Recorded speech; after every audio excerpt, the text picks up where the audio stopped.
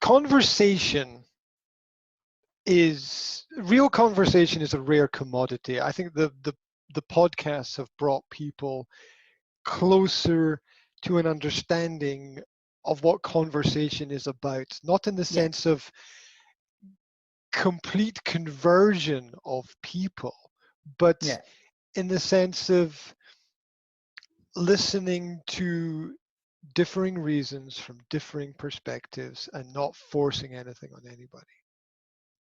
I have to say, that's the one thing on my podcast that I haven't had. I haven't had anyone who I vehemently disliked or disagreed with.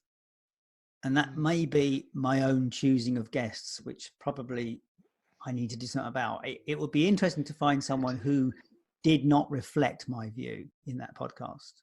Oh, I can play devil's advocate all day long, mate. Yeah, devil's advocate is one thing, but it's to find someone that genuinely believes what they're saying rather than just being a devil's advocate. Yeah, but there's no middle territory then, right? I mean, when you've got person A who votes for party X and person B who votes for party Z, and you want them to sit down and discuss party politics, there's the end result is very rarely going to change, I think. I mean, it might change, but I haven't seen it happen very often in I my think one of lifetime. the issues with all of this is that we don't apply the law, the kind of the process of God, the words is kind of an arbitration type process. It's not arbitration I'm looking for. We need to find out. We need to find our common, our place of commonality.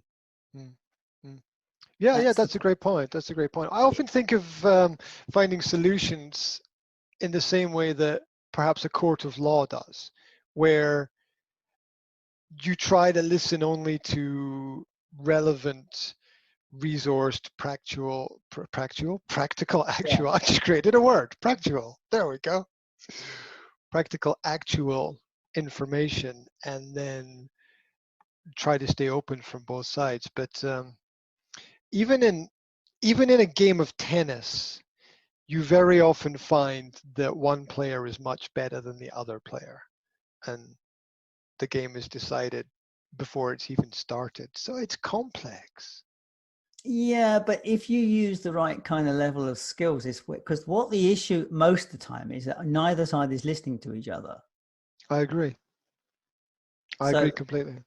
So if you use the technique where I get to speak and then the other person gets to reflect back to me what they heard. Yep, that's a great point. Yeah. So now I get that reflection and I go, no, what I actually meant was this, this, and this, and this. And they get to reflect that. Oh, so what you mean? Yes, that's exactly what I mean. So now they've got a clear understanding of what I'm saying. And then you reverse that process. That's when you get true, real communication. But it very rarely happens. Have you seen the studies where they record conversations between people and then they wait 24 hours and they analyze how the people viewed or reviewed the conversations?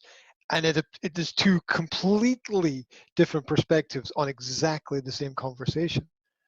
And then if you realize probably most people are doing that most of the time, then if that's happening, then there's very little actual real conversation taking place, which requires deep listening and ensuring that you've understood the message that the other person is trying to put out there. Most of the time what would have happened, I guess, in those 24 hours is that you distilled the bits of the conversation that resonate with you and you would have remembered those bits or modified the bits that don't resonate so that they do fit with your model of the world.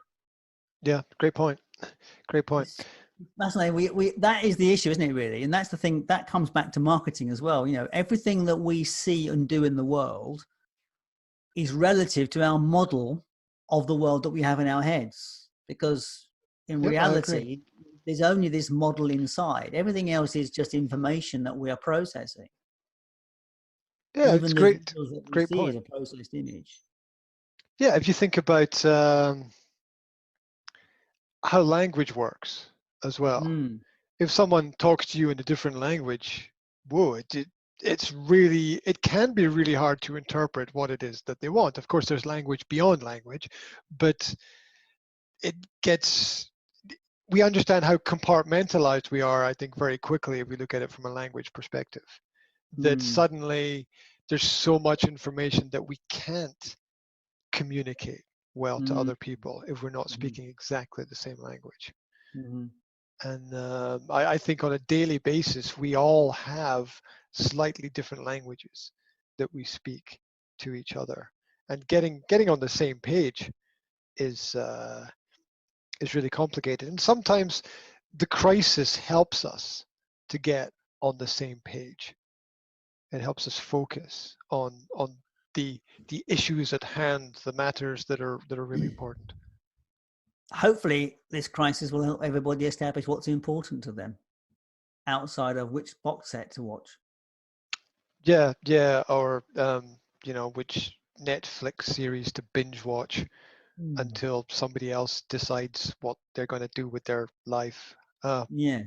Anyway, life will get better, I'm sure. I don't see any other way, to be honest. So I really, really, really don't. Um, Well, it has made me decide to dig my garden over, so I am actually planting a veg patch. I wouldn't have done it without this event. there you go. Boom, success. Absolutely. Success.